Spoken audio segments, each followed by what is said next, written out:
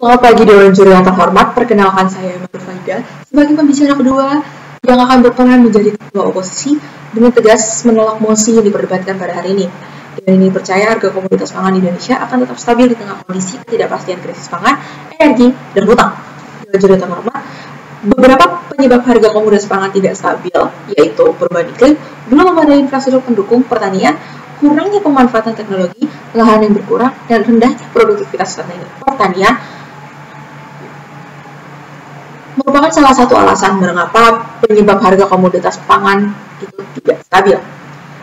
Namun Dewan Juri yang terhormat, kami tidak percaya akan hal itu karena pada dasarnya perubahan iklim mungkin memang tidak bisa kita atasi.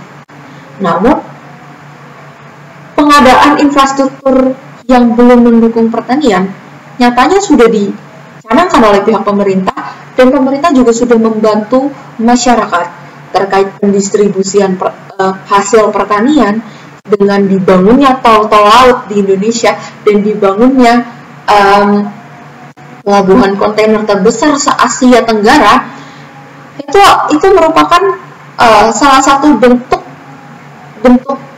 pendukung infrastruktur untuk pertanian dari pihak pemerintah.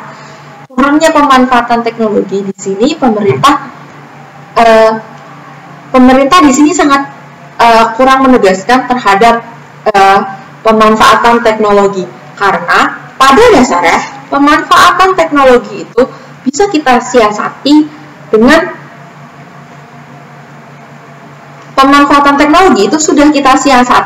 dengan teknologi pembibitan untuk pertanian.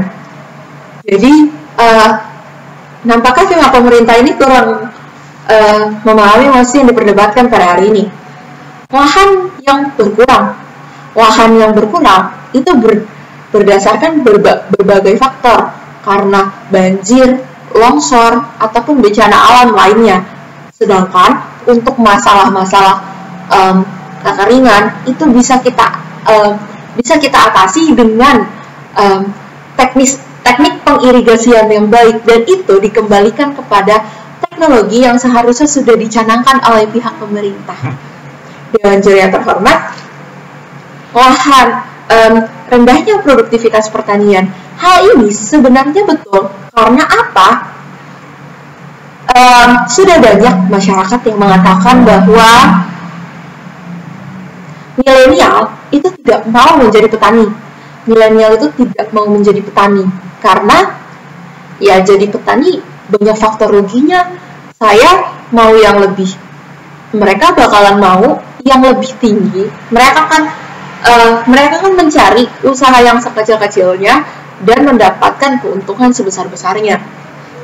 Maka dari itu, Dewan Juri yang terhormat, saya akan membidas argumen dari perkataan dari pihak pemerintah yang mengatakan tidak terlalu tinggi atau tidak terlalu rendahnya suatu harga pangan itu tidak akan berpengaruh, karena pada dasarnya apabila ada kenaikan harga, sejatinya warga akan protes karena upah minimum regional mereka belum naik.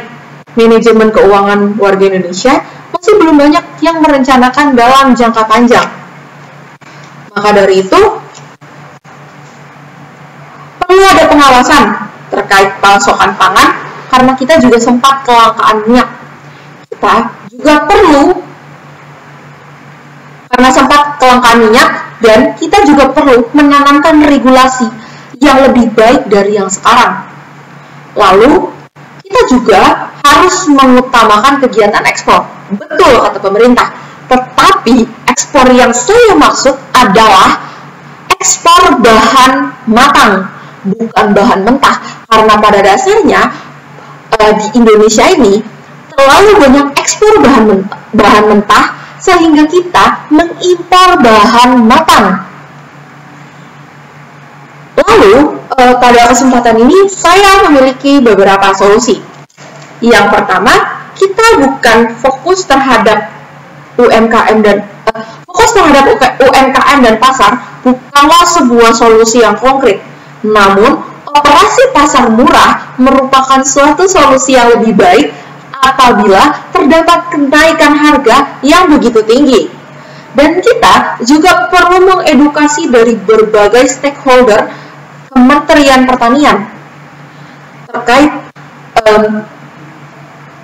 bagaimana